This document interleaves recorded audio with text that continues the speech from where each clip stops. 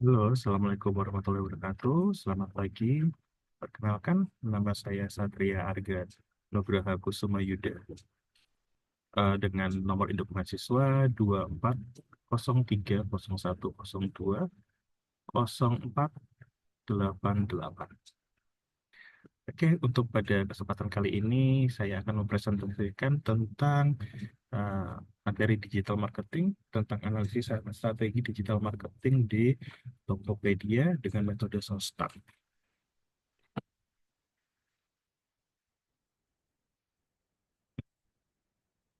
Metode SOSTAR kita kenal dengan sebagai singkatan. SOSTAR S-nya itu situation analysis, O-nya objektif, S-nya strategi content marketing, lalu T-nya taktik, A action, dan C control. Kita akan bahas satu persatu untuk perusahaan Tokopedia. Situation analysis. Situation analysis di sini adalah cara pertama untuk menentukan tujuan perusahaan Tokopedia, yaitu menganalisis situasi saat ini bagaimana nih keadaan Tokopedia di pasar digital marketing. Kita cek bisa dengan metode dengan SWOT analysis. SWOT, strengths, weakness, opportunity, dan threat. Kekuatan Tokopedia atau strengths-nya ada di pasar terbesar, di Gen Y dan Gen Z. Pasarnya ada di uh, masyarakat yang dengan segmentasi generasi Y dan generasi Z. Lalu yang kedua kekuatannya adalah sebagai ada merger dengan aplikasi Gojek. Merger dengan aplikasi Gojek ini menambah kekuatan Tokopedia dibanding kompetitor lainnya. Yang ketiga, Tokopedia kita kenal sebagai buatan anak bangsa, aplikasi yang dibuat oleh orang Indonesia.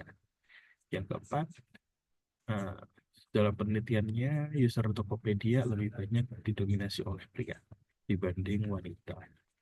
Yang kelima, promosi dari Tokopedia sangat gencar dan masif sekali. Bisa kita cek di media massa atau media-media online. Sedangkan W, ada weakness atau kelemahan. Kelemahannya dari Tokopedia adalah biaya konsumen yang tinggi. Tokopedia ada biaya-biaya kalau kita transaksi itu biaya dibebankan ke konsumen. Sehingga konsumen saat melakukan pembelian barang, biayanya tambahan cukup tinggi. Yang kedua, berbanding terbalik dengan tadi, di Strange ada user prianya lebih banyak, kalau di pelemahannya user wanitanya tidak banyak di sini. Yang ketiga, UX-nya tidak semenarik kompetitor, user experience-nya di Tokopedia itu tidak menarik seperti di kompetitornya, seperti contohnya Shopee. Ada gift-nya, ada koinnya, sedangkan Tokopedia tidak begitu banyak di situ. Setelah ada strengths and weakness, kita akan coba analisis opportunity-nya apa sih Tokopedia ini. Opportunity atau kesempatannya, di sini target pasarnya masih banyak. Masih sangat banyak sekali uh, yang bisa dijelajahi oleh Tokopedia. Yang kedua, jasa Gojek. Karena merger dengan Gojek, dia akan sangat membantu dalam hal pemasaran. Begitu juga dalam hal uh, distribusi barangnya. Yang ketiga, tadi di search-nya ada buatan anak bangsa, bisa di uh, filtrasi lagi dengan jiwa nasionalisme masyarakat. Masyarakat lebih menyukai produk-produk yang terkesan miliknya orang asli Indonesia, gitu. Bisa dimaksimalkan di situ. Yang keempat, pria berpikir secara simpel ya teman-teman. Jadi pria cukup mencari, biasanya ya kebanyakan akan mencari dia butuhnya apa, nanti dia langsung beli. Bandingin harga juga cuma di satu aplikasi itu aja. Karena untuk membuka aplikasi lain, membuka kompetitor lain, memakan dianggap memakan banyak waktu atau jadi lebih malas ya sebenarnya. Sehingga di sini pria lebih kayak udah temuin apa yang di Tokopedia ada langsung dibeli di situ, nggak perlu dia membandingkan harga dengan aplikasi lain. Yang kelima, biaya berjualannya lebih murah. Tadi di Tokopedia kalau dari biaya konsumennya memang tinggi sebagai weakness, tapi sebagai Opportunity-nya juga kebalikannya, untuk penjual biayanya lebih murah dibanding kompetitor. Yang keenam, promo untuk brand awareness-nya lebih tinggi, lebih banyak daripada kompetitor lain.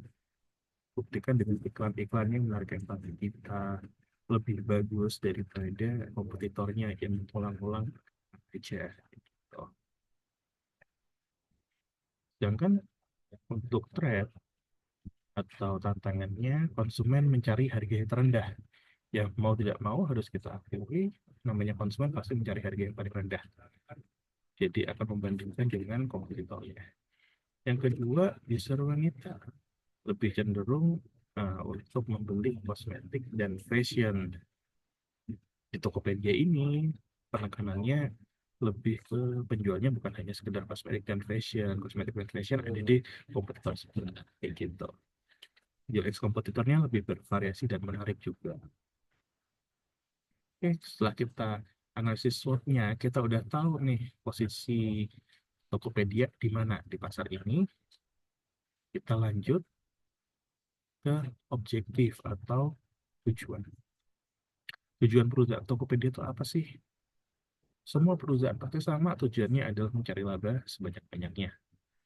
Ya. Caranya gimana? Mari kita analisis dengan 5S. Ingat. S yang pertama adalah sell atau penjualan. Tokopedia menjual pasar pada penjual dan pembeli. Dia bukan sebagai penjual menjual produk, tidak, dia menawarkan jasa. Jasanya berupa menyediakan pasar. Semakin banyak yang berada di pasar dan melakukan transaksi, maka semakin banyak keuntungannya. Lalu yang kedua ada sell atau pelayanan. Tokopedia melayani penjual dan pembeli di marketplace. Dia memastikan aplikasinya harus berjalan dengan baik. Ya, karena itu adalah bagian dari pelayanannya. Keamanan transaksi yang terjamin juga harus jadi fokus utama dari perusahaan. Yang ketiga ada speak atau berbicara, adanya interaksi.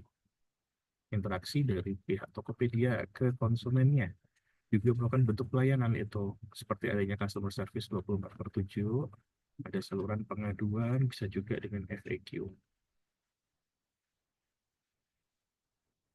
Kemudian S keempat adalah save atau penghematan. Tokopedia dituntut mencari laba yang lebih tinggi.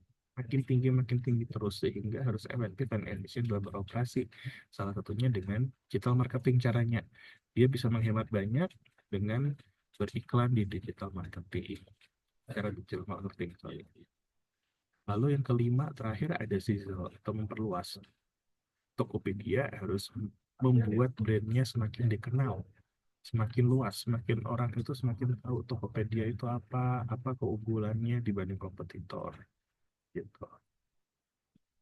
Oke, setelah kita tahu objektifnya Tokopedia dengan 5S ini, maka langkah berikutnya adalah kita membuat strategi untuk konten marketing.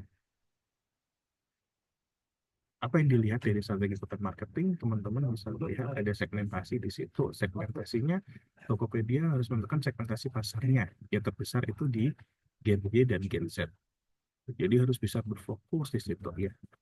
Lalu kedua adalah target. Target pasar di Tokopedia adalah seluruh pengguna internet agar berbelanja di Tokopedia. Pengguna internet diketahui bukan hanya Gen Y dan Gen Z, ada baby boomer, ada Gen X, atau bahkan Gen Alpha. Tapi kan ada hal-hal yang membuat Gen X, baby boomer, atau Gen Alpha itu belum menjadi segmen yang terbesar di Tokopedia. Kenapa? Karena Gen Baby Boomer dan Gen X mungkin menggunakan internet belum untuk belanja, mungkin hanya untuk nonton YouTube dan lain sebagainya. Sedangkan kalau Gen Alpha juga mungkin mereka udah bisa menggunakan internet dengan baik, tapi mereka belum mempunyai cukup uang untuk berbelanja. Gitu. Mereka harus masih ada approval ke eh, orang tua mereka. Gitu. Yang terakhir, ada posisi apakah Tokopedia ada di hati konsumen? Ya kan? Gimana caranya menempatkan Tokopedia itu selalu ada di hatinya konsumen? Teman-teman bisa dengan memberikan bonus promo, yang terus-terusan, yang sering terjadi gitu. Itu akan menambahkan hati Tokopedia ada di konsumennya. serta juga aplikasinya yang lebih user experience-nya lebih menarik, lebih membawa mungkin menjadi one stop service aplikasi kayak gitu.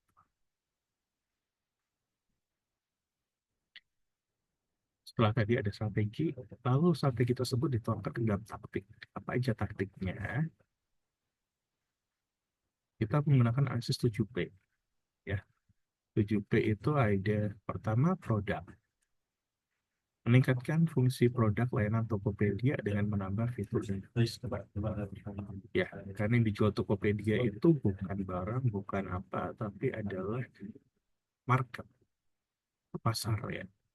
Jadi yang harus dibenahi di produknya adalah menambah fitur dan fungsi-fungsinya menambah. Yang kedua, price atau harga. Harga layanannya baik untuk penjual dan pembeli harus bisa bersaing dengan kompetitor ke depannya. Yang ketiga, place.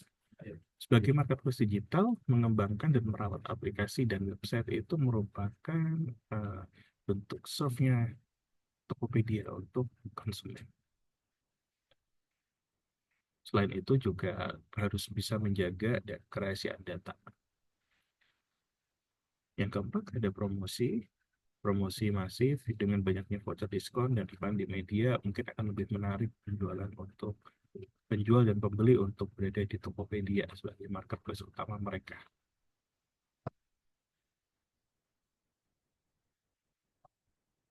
Yang kelima ada people. People di sini adalah tentang pengelolaan aset perusahaan berupa pegawai. Harus adanya gaji yang cukup dan adanya reward untuk jika membangun target-target yang disasar. Kemudian ada juga proses. Prosesnya bisa dengan memberikan jasa dengan biaya seefisien mungkin untuk mencapai target sebesar-besarnya, yaitu semua akan dilakukan oleh suatu perusahaan. Lalu yang terakhir ada physical evidence. Physical evidence ini biasanya untuk kalau kita berjual sesuatu bukan secara digital, pasti harus ada tempatnya. Tempatnya terlihat bonafit, yang menarik, yang diperhatikan. Nah, tapi kalau di digital marketing ini sendiri, physical evidence ini kalau di Tokopedia lebih ke bagian Tokopedia harus bisa memverifikasi secara berkala tentang konsumen dan produsennya. Diverifikasi, benar nggak sih konsumennya ada, produsennya ada, jangan sampai ada pihak-pihak yang dirugikan. Bisa juga dengan cara diberikan grade untuk penjual dan pembelinya. Jadi kayak dia ada toko toko utama yang dia ada bintangnya atau yang diverifikasi oleh Tokopedia kayak gitu sebagai tanda untuk konsumen bisa beli barang secara aman karena udah ada verifikasi dari Tokopedia. Setelah tadi taktiknya kita omongkan, lalu kita akan masuk ke bagian action. Actionnya kita buat dengan metode action plan. Yang pertama, action plans ini harus dilakukan ya. Tuannya jangan cuma sekedar oh ada action plans-nya tapi tidak dilakukan, sama aja. Action plans ini harus dilakukan teman-teman. Yang pertama dengan cara mengembangkan web dan aplikasinya tadi. Web dan aplikasinya itu kita harus kembangkan tadi sesuai dengan kebutuhan user. Jangan menurut kita bagus tapi menurut user jelek ya.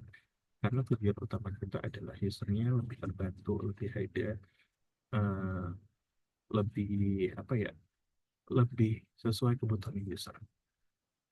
Yang kedua, adanya kreatif marketing. Marketingnya kreatif bisa dengan meraih empati masyarakat lalu lewat konten, kolaborasi, gitu. Jadi berkolaborasi dengan banyak konten kreator lainnya. Dan infiltrasi media sosial. Media sosial yang memang jarang banget di uh, infiltrasi adalah Facebook ya. Karena Facebook itu mungkin pasarnya bukan Gen Z, tapi lebih ke Gen dan baby boomer. Tapi di situ ada market. Market itu bila dipindah dari Facebook masuk ke Tokopedia demi hal keamanan dan lain sebagainya, mungkin akan menjadi suatu pasar baru untuk Tokopedia. Yang ketiga, adanya integritas data. Ya, karena kita menjual jasa, Tokopedia menjual jasa, yang jasa yang menjual jasa itu pertama adalah dalam hal kepercayaan. Kepercayaannya itu dalam bentuk adanya integritas data. Keamanan data konsumen menjadi fokus utamanya. Yang terakhir adalah kontrol. Kontrol ini bertujuan untuk verifikasi dan evaluasi. Diverifikasi apakah SOP-nya udah berjalan dengan benar, apakah dari tadi ada objektif diturunkan ke strategi, strategi diturunkan ke taktik, taktik kemudian ke action, apakah udah sesuai semua, gitu. Atau harus kita evaluasi. Kita evaluasi, oh ada yang nggak cocok nih ternyata, ada yang udah berbeda nih, karena kan posisi di pasar, posisi kita tadi, situation analysis kita di pasar itu pasti akan berbeda. Saat pasarnya juga berkembang, kita pasti posisi juga berubah. Saat pasar menurun, posisi kita juga pasti berubah. Makanya harus ada evaluasi untuk menjalankan, membuat lagi secara ulang sostak ini. Gitu. Nah, hal tersebut bisa kita rangkum dalam adanya KPI atau Key Performance Indicator. KPI ini bisa berlaku untuk dalam satu buah perusahaan. Satu perusahaan gede, KPI-nya apa aja bisa. Atau juga bisa dengan teman-teman bagian. KPI-nya apa per bagian harus ada jelas. Dan bahkan kalau bisa per pegawai. Kamu tugasnya apa, si B tugasnya apa, si C tugasnya apa, membagi atau tidak KPI tersebut. Dan bila KPI tersebut sudah terpenuhi, mungkin teman-teman bisa memberikan reward gitu. Dan kalau saat KPI terpenuhi, diharapkan tujuan perusahaan juga terpenuhi. Makanya itu dari KPI nanti akan menyambung menjadi sampai ke objektifnya kita apa. Nah, saat sudah sampai objektif, kita review lagi apakah sesuai dengan situasi analisis tadi. Mungkin seperti itu aja dari saya terkait analisis sostak untuk digital marketing dari Tokopedia. Terima kasih banyak atas perhatiannya. Semoga ilmunya bisa memberi manfaat buat teman-teman. Uh, Mohon maaf apabila ada salah kata. Wassalamualaikum warahmatullahi wabarakatuh.